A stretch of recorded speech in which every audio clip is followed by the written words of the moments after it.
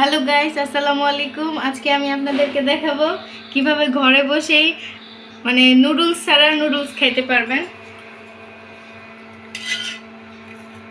এটা এখন ফেসবুকে একদম ভাইরাল, তাই আজকে আমিও ট্রাই করলাম।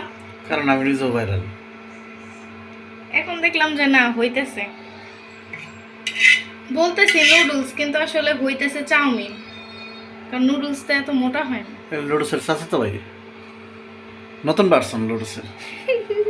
লুডুস তো মনে হয় পুষ্টিহীনতা সেকেন্ড ভার্সন, আর এটা হলো তোমার গামা ভার্সন।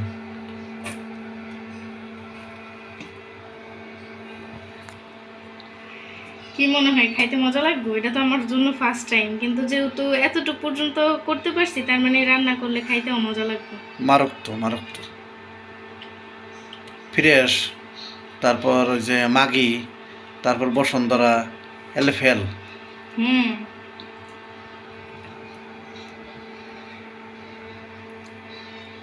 মানে এটা এমন লুডুস তুমি আজকে তৈরি করছো যেটা কাঁচাও খাওয়া যায়। কাঁচাও কি? এই যে আমি রান্না করতেছি না,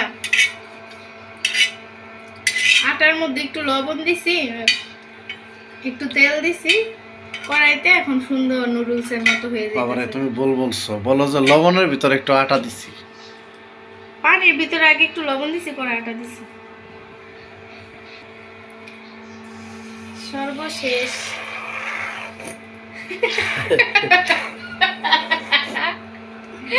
নাই, এই জন্য এমনি বাড়িতেছে।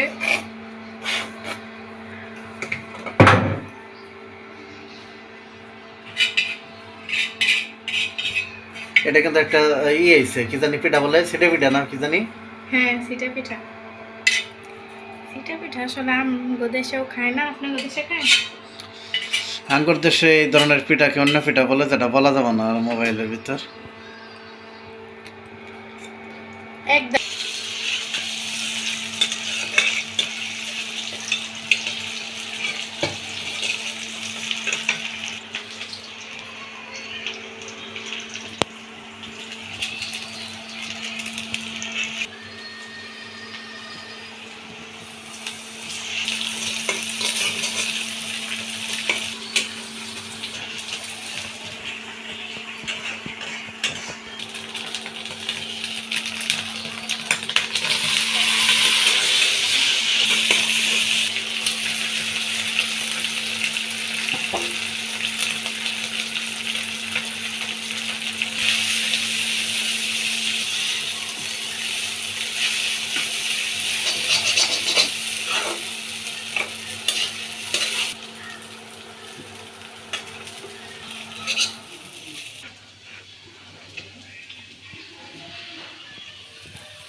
আসলেই মজা,